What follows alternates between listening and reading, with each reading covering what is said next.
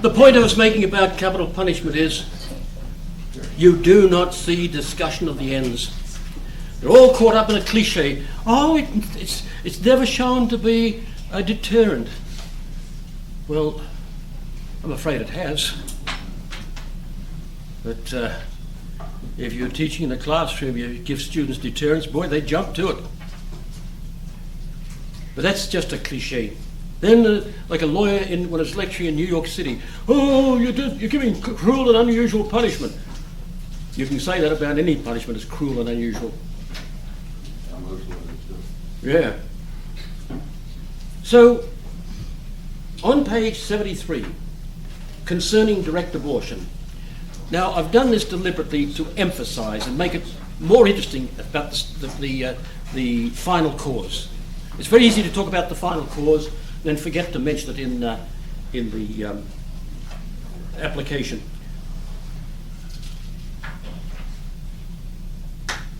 Capital punishment is one instance. I'm not going to deal with that here at the moment too much. But what is the end for which they're operating? They say, it's not a deterrent. Well, that's not of the essence of punishment. If you spill on my book, I'll kill you. Punishment, first of all, is retribution.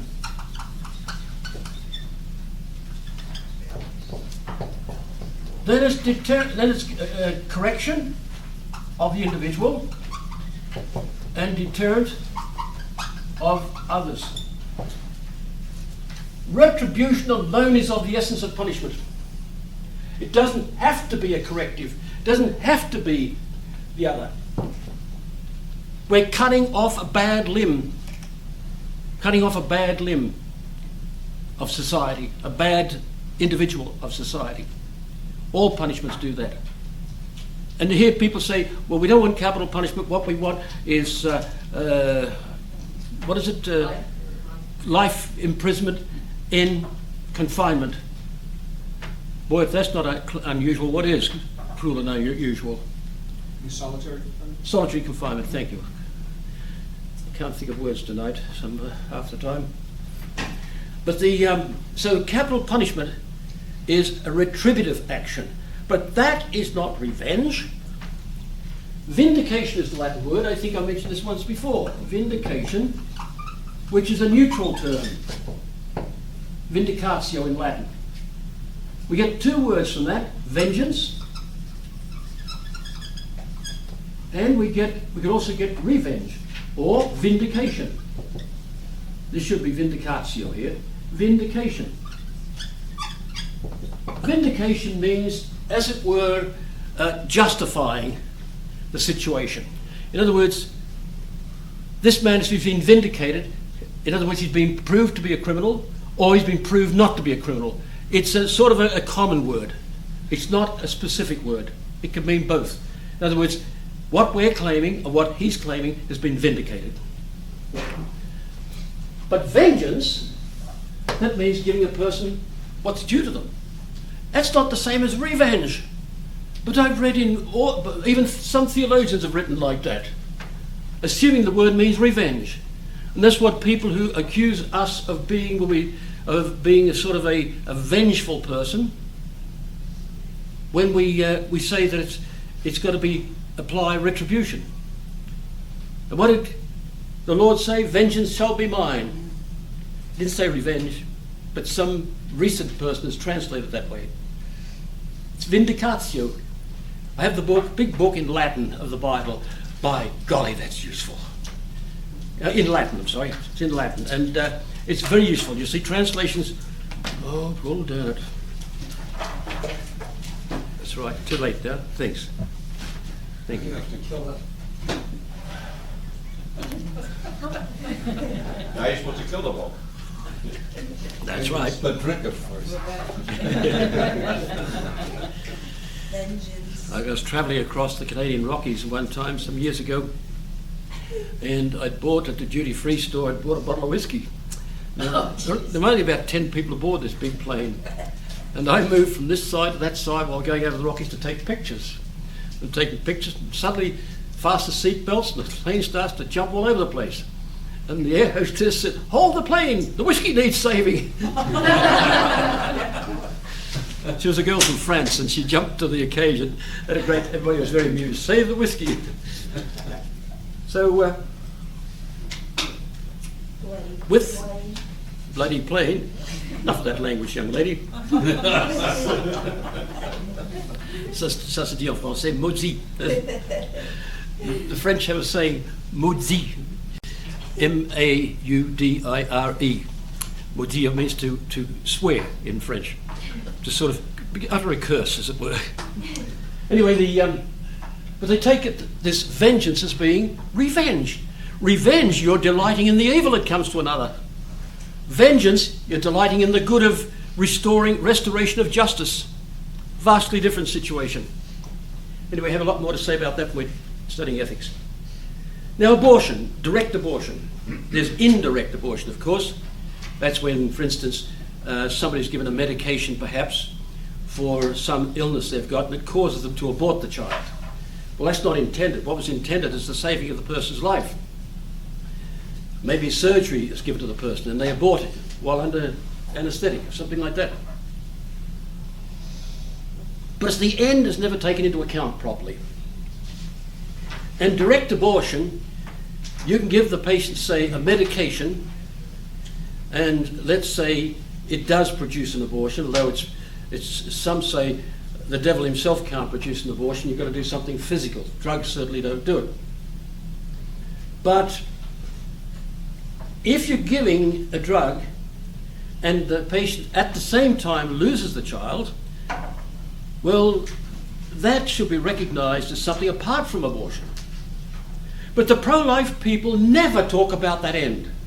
I attended a conference in southern Ontario one time, and a friend there, Jim McManamy, a lawyer, knew what I'd been speaking about in the past, so they stopped the conference and asked me to give a short lecture on it.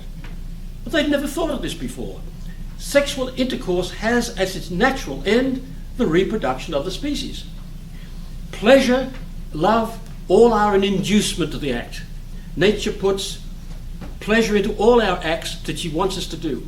The enjoyment of food, the enjoyment of liquids, etc., in order to induce us into the acts. So, but to talk about the humanity of the fetus, and for years there was discussion, is it human or not?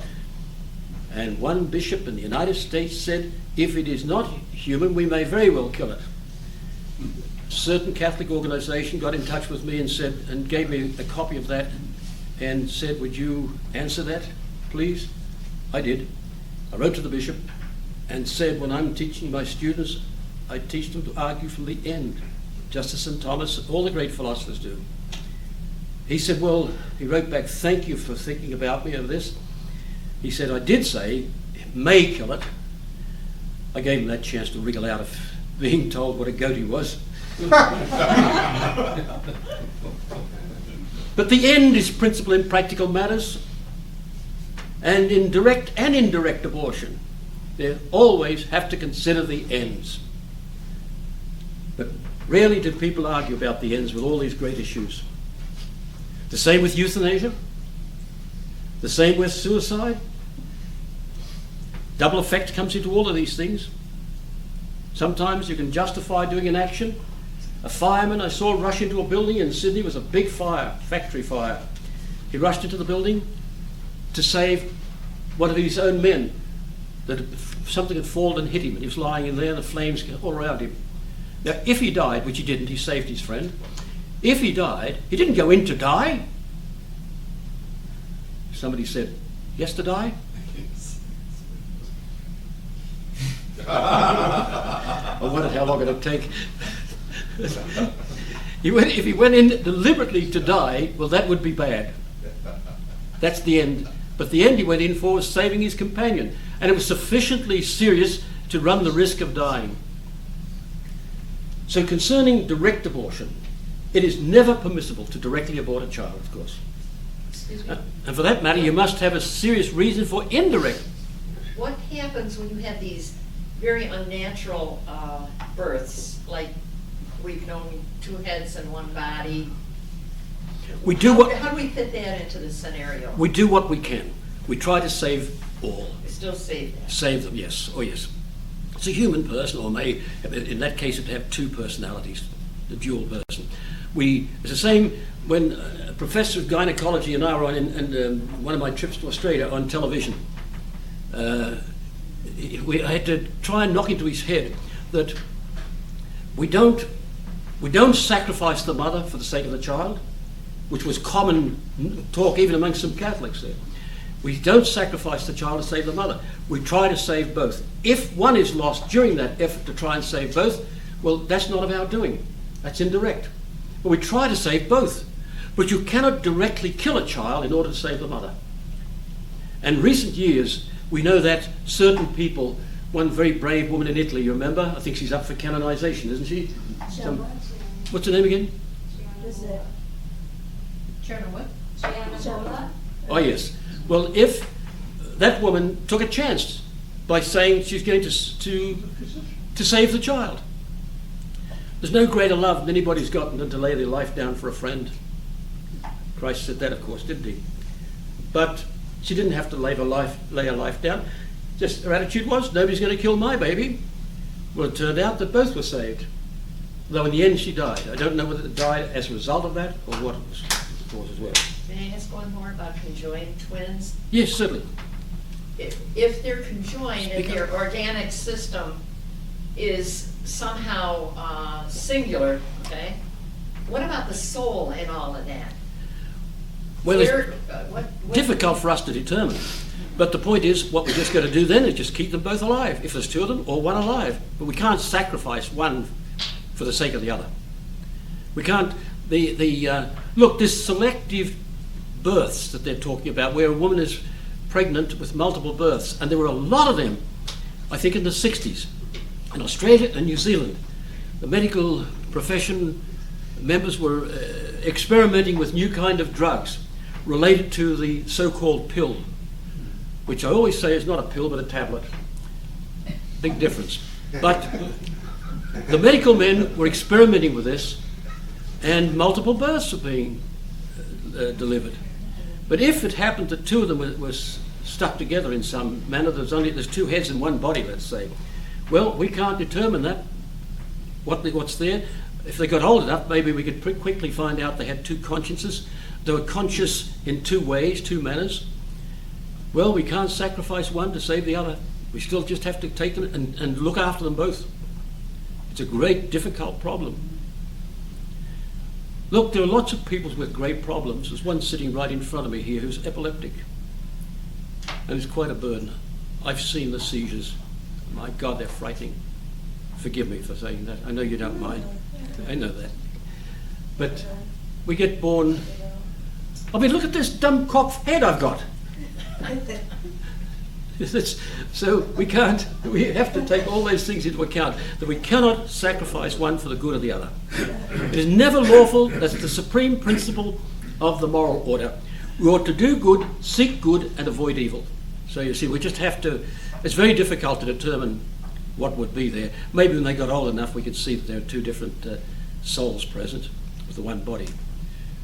Very difficult concept. And it may be that one is the brother of the other or the sister of the other, but it may be that there's just two organs, two brains, but one mind. It may be that. Very hard to say. We haven't got a means of determining that. Some problems are very serious in life, but it doesn't justify doing evil. I mean, some people are burdened down with a terrible affliction.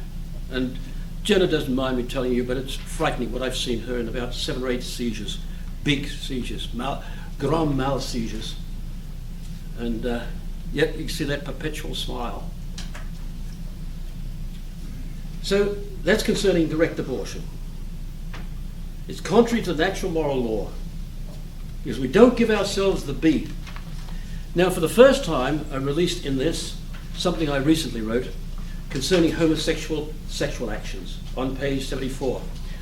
Now, if you would like this separate from what's here, I can send you out the flyer just on a 1 page, which I have. Here it goes over the page because I've fitting it into the course. I try to avoid having blank half pages and that sort of thing for the pages, because I know it costs money for paper and ink, etc. But if you want it sent to you, just let me know and I'll send it out to everybody. This is the first time this has been sent out to anybody, this concerning homosexuals and sexual acts. And incidentally, I'm hoping to present a paper at the Scholars for Social Justice annual conference. If it happens, there's only 5 papers registered so far, and we need to have about 8. My new paper will be homosexuality and free will, the freedom of the will. And the subtitle would be, Can Homosexuals Change? And a number of psychiatrists have confirmed they have changed homosexuals. Woodbury did in Australia too. You may get arrested for talking like that. Exactly, yeah. In Canada, yeah. Crimes bill. Yep. Well, there it is. You know what I think they ought to do? Every priest in the United States should speak about it from the pulpit and get them all arrested. Then the Catholics will wake up. Because believe me, the ones who seem to be struggling against most of this are Protestant ministers and Protestant lawyers. They could do that here today in the United States, but you couldn't do it in Canada. No. What do you mean? It's against the law in Canada now. Yeah, but that's the point I'm making. Oh, I thought you meant the U.S. Well, I did. In any state. But it's legal here. You couldn't do it in Canada, but you could. Yeah, I know that. But every priest speak against it from the pulpit. And boy, if they got arrested, there are lawyers now facing it. They're facing the ACLA,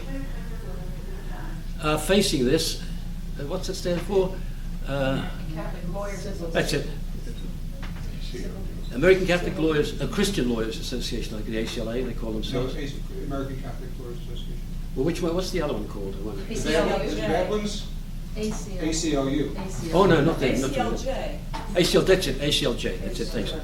Anyway, if they all spoke out against it, and the clergy were imprisoned, suddenly the Catholic people would wake up. They'd get a shock, wake up and say, "My God, what's happened?" But I've never heard a sermon from the pulpit on homosexuality. Never. I've only heard about 4 sermons in the United States, and I think I gave 2 of them, spoke 2 of them from the pulpit on abortion. One was spoken by a Polish priest at Lewison, and I think I understood about 1/50 of the words he said. Nobody could understand him. But the way to do it is to get them all in prison. This is what the lawyers say. It's an excellent method. Get them all in prison, and then the state will wonder what the hell it's done. So I've put through 3 arguments, but the main one is from the natural end of genital activity. The end is very important in the issues. An argument from the principle that each part exists for the sake of the whole organism. And I'm arguing there about sexual organs. What are they for? As Aristotle said, every part has its end. Then an argument from the failure of homosexual genital activity. As Dr. Nigro says in his little book on homosexuality, he says that they average about 100 sexual partners. I've never heard of any young man having about over 100 girlfriends. But when it comes to sex, I've heard of people having over 100 people that, just listening to television, you can hear that. They've had 100 sexual partners. So all of that I've argued to show that homosexuality is an unnatural and immoral aspect of human behavior. Now on page 75, I've written something concerning the new false sexual ethics. This again is the first time it's been put out in public. It's been used in the classroom in the past. I hope I've set that out, that it's clear for you. The new principle, generation is not the only end of sex and marriage, or even that sex is not about generation, which is a side issue. They consider sex to be reproduction as a side issue. It is true that the generation of offspring is not the only end of sexuality, but this needs to be correctly understood. That the end has subordinate ends, proximate ends. Husband and wife don't say, let us make a baby. They don't say that. But they love each other, and a baby might result, but ought not to be impeded.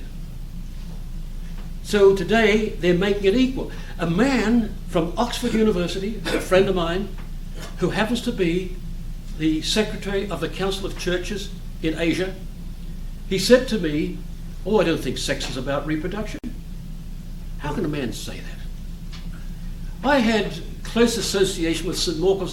Michael's Orphanage in Australia. Had 100 little boys in there. They had nuns running it, and it was nothing to hear Sister Anne say, come to Father Woodbury and say, oh, so-and-so took the ball today, Father, I was watching him. This sort of thing. They knew that what that was about was for sex, reproduction. Anybody who's never had anything to do with cattle couldn't possibly say that sexuality is not about reproducing. So they've divided the unitive function and the generative function of sex. That's what's done today, so that you can take your pick. The separation of the unitive and generative functions results, and sexual love is an end in itself and for its own sake, to be sought and enhanced for its own sake alone. In other words, sexual pleasure is an end in itself according to these people. So that all sexual practices become morally legitimate according to them. And I've listed them there. By the way, the Humanist Association, in a little book by H.J. Blackham, an English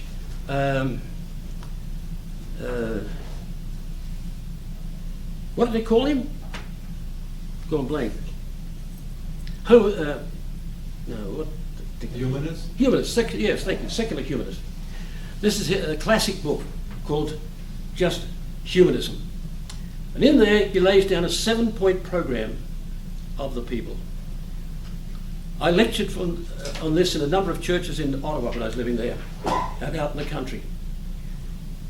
And everything that I read out, which was their aim, the secular humanists, they've all come to pass. And here's something like some of them here.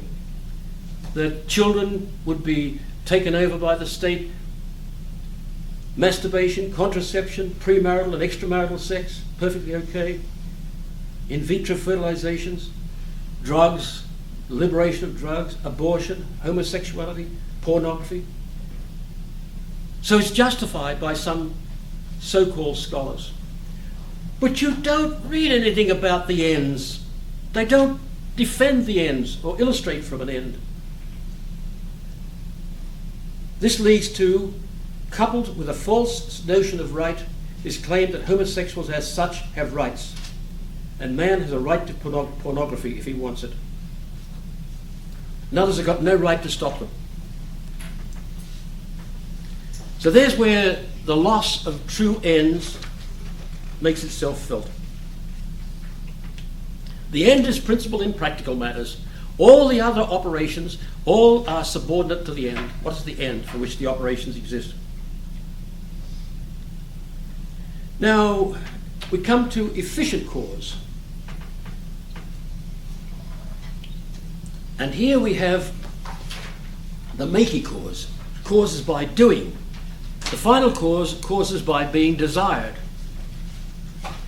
And the efficient cause moves something from potency to act. But the efficient cause must be in act itself. In other words, the coffee must be actually hot in order to heat the spoon. David Hume made an objection to efficient causes. And this was David's method of explaining that. Actually, I'm going to give you his text when we deal with this later in another situation.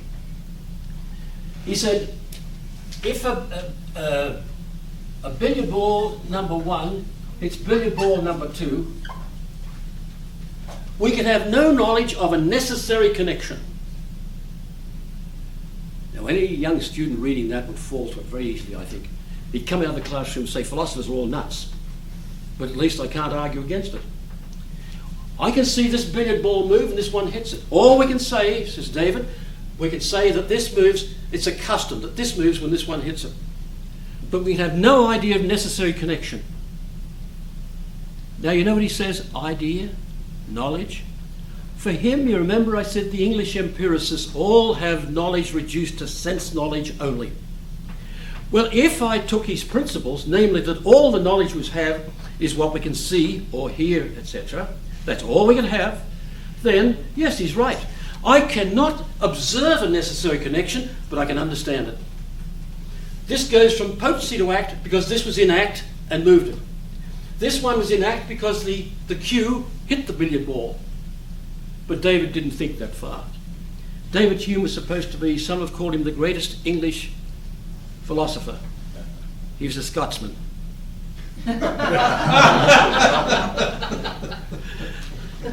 That's a joke amongst the philosophers. I'm very pleased that Scotsman.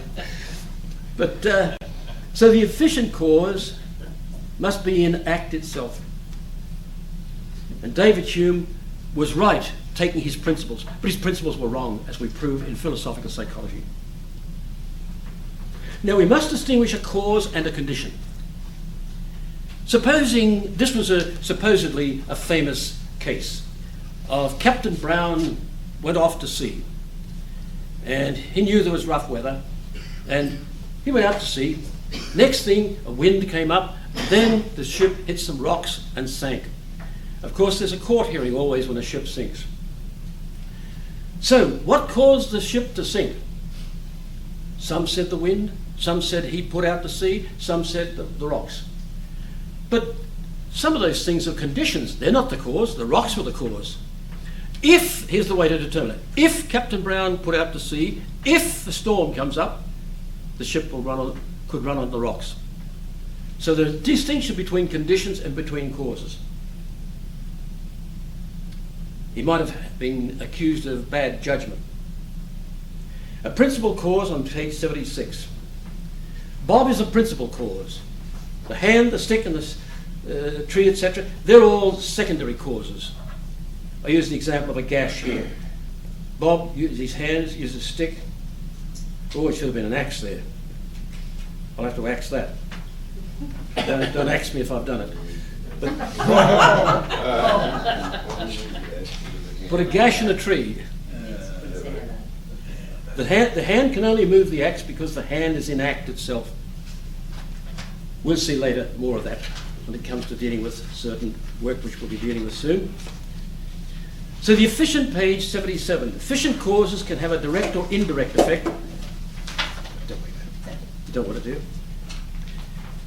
They can have a direct or indirect effect, as we noted with final causality.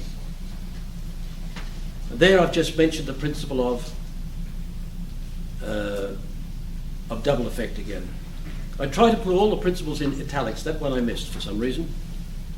Oops, I'll fix that later. So, examples. Betty is pregnant and develops cancer of the womb. Well, we saw that before. When removing the affected organ, the indirect effect, unavoidable effect, is loss of the baby. Cause considered relative to effect. The cause has priority of nature. The cause is really distinct from effect. Nothing really depends on itself. The cause is more noble than its effect, at least in a certain manner, secundum quid. That's to say, in a sort of a manner, if you like. That is, under the aspects under which it causes. Principal efficient cause is at least equally perfect with its effect. This perfection may be univocal or analogous. We won't go into that here. Final cause, which is the end naturally, is more perfect. Each thing acts for the sake of this. If it wasn't for the perfection given to the agent by the end, then he wouldn't act.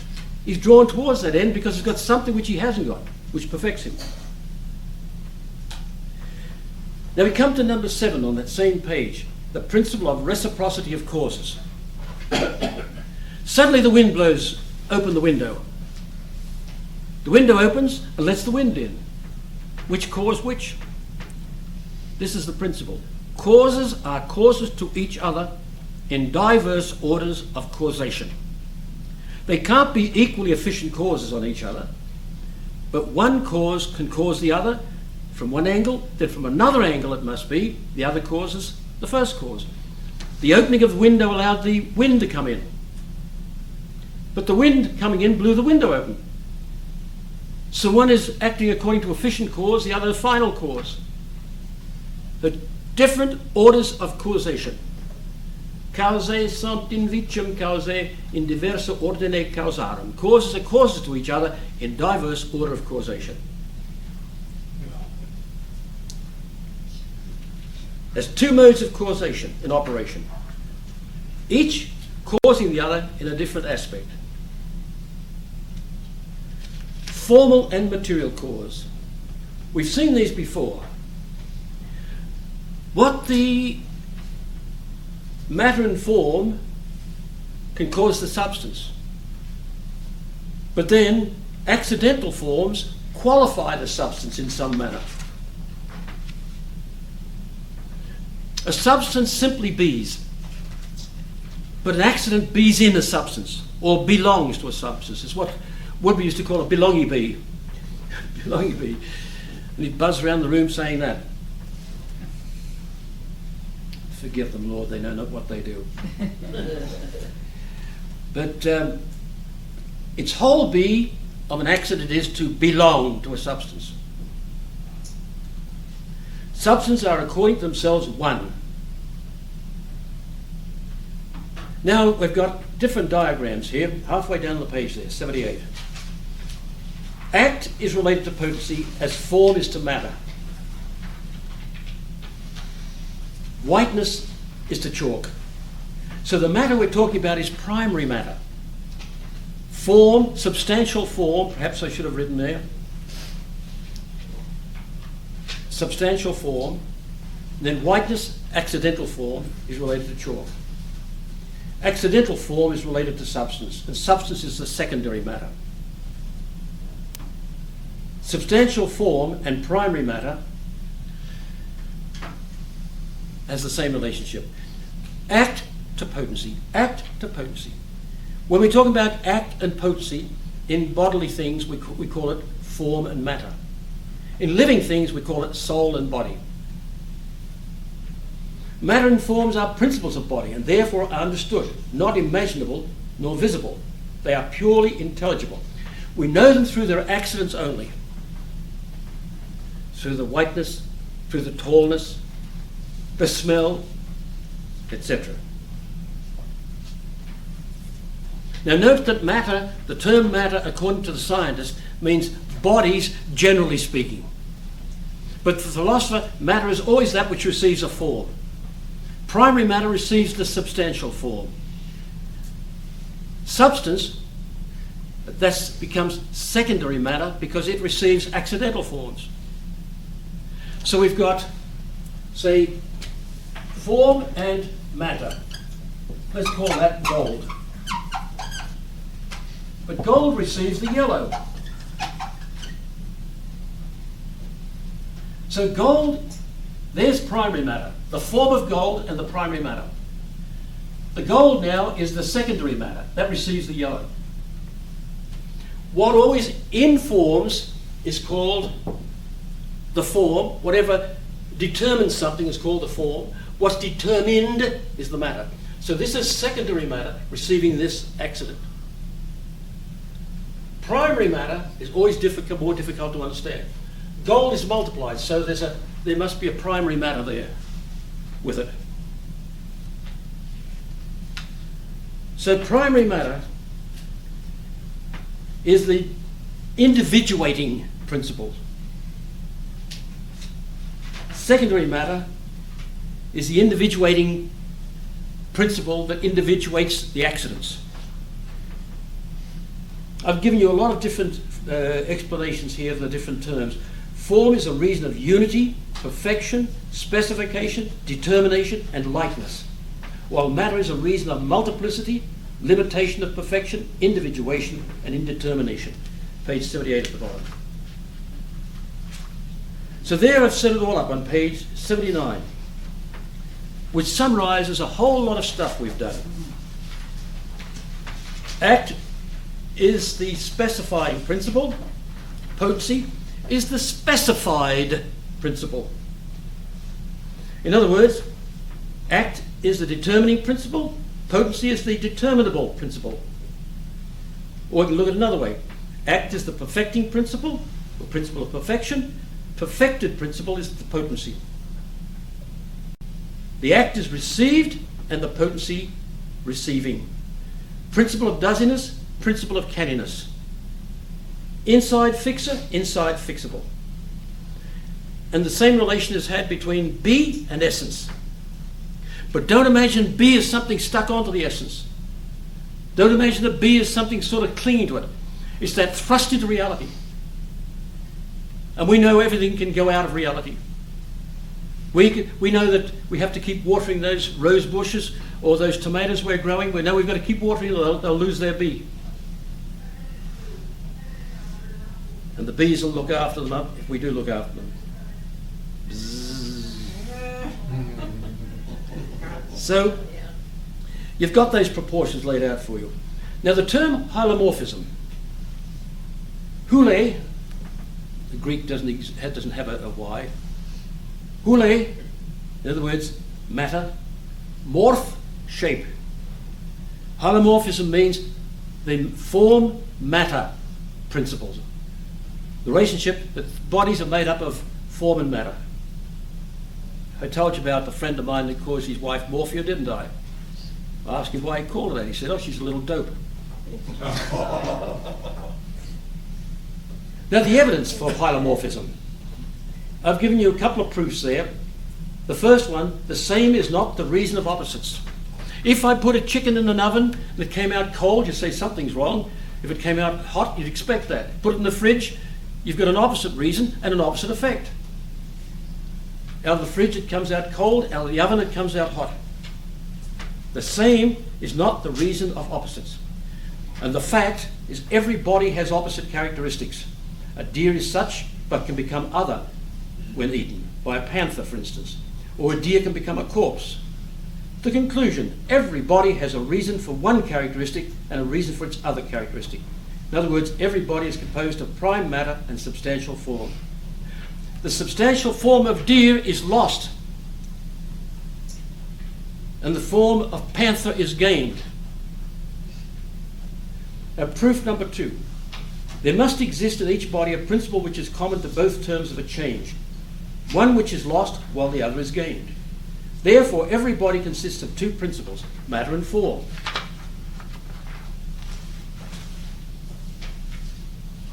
Can't see that time there. Oh, I see it. Proof number 3. The same cannot be the reason of opposites. One and many are opposites. Therefore, there is a principle of oneness and a principle of manyness. Form is the first act of a physical body, as Aristotle said. The first thing that is something is known by is what it does be by its form. The first act of the body of a panther is to be a panther, have the form of panther. The primary matter, its first act is to be a panther. So the form is the first act of a physical body. Subsistent forms, they're the ones that are subsisting. Now that means sub plus sistere, which means to stand under. A subsistent form means it's a form which stands up on its own two legs, as it were. That has to be an analogy, of course, because a subsistent form doesn't have any legs, doesn't need them. A subsistent form we call a spirit. It's the only words we've got. Spirein in Greek means to breathe.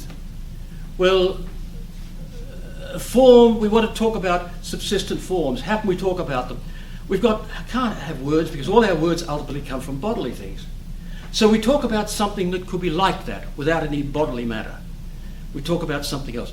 Spirein in Greek means to breathe, like a breathy thing. That's what a spirit is, like a breathy thing, something you can't get hold of. So subsistent forms, they're the angelic beings. That's Christian language. Agglos in Greek equals messenger. And GG are pronounced like ng in English, angelos, messenger. The Greeks and the ancients called them intelligences. They didn't call them angels because angel came about later. Angel is Christian talk and means a messenger from God to man.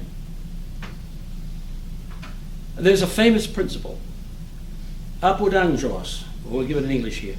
Among angels, how many individuals there are, so many species there are. Each individual is a whole species of being. So Michael the Archangel is far greater than all the people in the world today. In fact, all the people in the past, all the people it could possibly be. Michael the Archangel. So I'd rather play with Michael the Archangel with his talk than I would with the kind of talk that kids go on with the Ouija board. It's frightening to think of what could happen to people. What was that famous thing? Who was with me yesterday? Was it Tom or you? About Tweety Bird, about the guardian angel. You and I. Will you speak up and tell about it? Oh yeah, we did. We said. We discussed it. Yes. Some fellow was he's trying to lead a very Christian life. Oh. And he wasn't. And they said, no, he's not. He's supposed to be at Mass. Look, he's out there in the field working. It was his guardian angel out there working for him. He was at Mass. Who was that again? Do you I remember? forget the saint's name, but I think the argument was that he was supposed to be doing his work and he was neglecting it for Mass. Oh, that was right, yes. You've got it. Saint Isidore the farmer had that. Was it? Yes. Saint Isidore. Well, apparently it wasn't the only case. Well, do you hear that fella? It's done anything for me yet, like that. He went on the left side. Oh, that's I went wrong there, didn't I? Now, this is an interesting one, the extrinsic formal cause. There are two kinds. This is the formal cause outside of a thing. The formal cause is inside. But what when I've got something outside of me? For instance, there's our little angel here, Tweety Bird, and I'm painting a picture.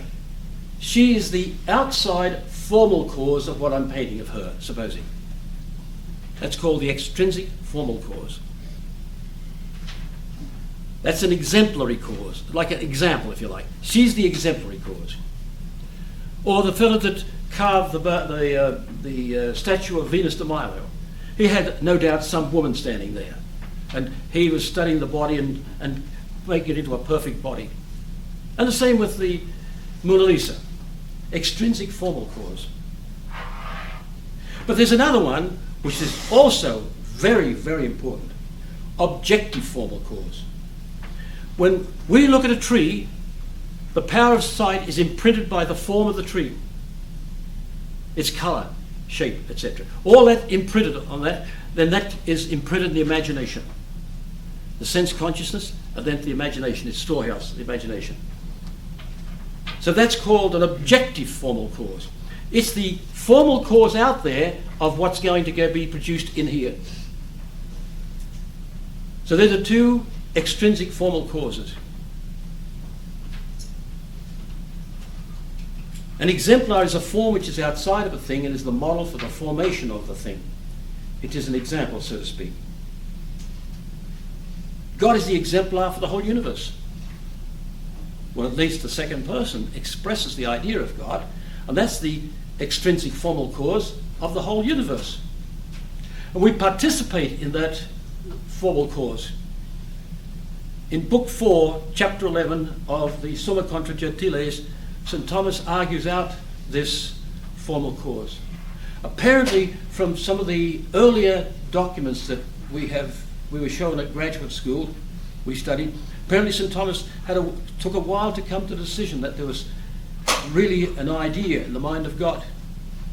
It took him a while to come to a clear understanding of that. So it's the external, both of these are external formal cause of some formation somewhere, implanted in something or in the mind. A very, very interesting thing. I would like to mention something that happened, I don't know whether I've mentioned it here before, I can't quite remember. about an old Indian. A friend of mine and I were traveling up the coast in California, and he wanted to get some gas, running very low, so he knew of a garage there. We called in the garage. He said, "Oh, there's the old Indian there." He said, "Boy, what a fantastic memory he's got. Let's go and talk to him." We went over to the Indian and said, "Hello, Chief." He said, "Do you remember we were up in Lake Wichita 15 years ago?" "Yes." "What did we have for breakfast the first morning we were in camp?" "Eggs," he said. My friend said he's right. Now, he'd taken on many people on trips. So a couple of years later, I was going up the coast of California, and I wanted gas, and I called into this place, and there's the old Indian sitting there again. So I thought, I'll test his memory, see if he remembers me. So I went up and I greeted him. I said, "How?" And he said, "Fried."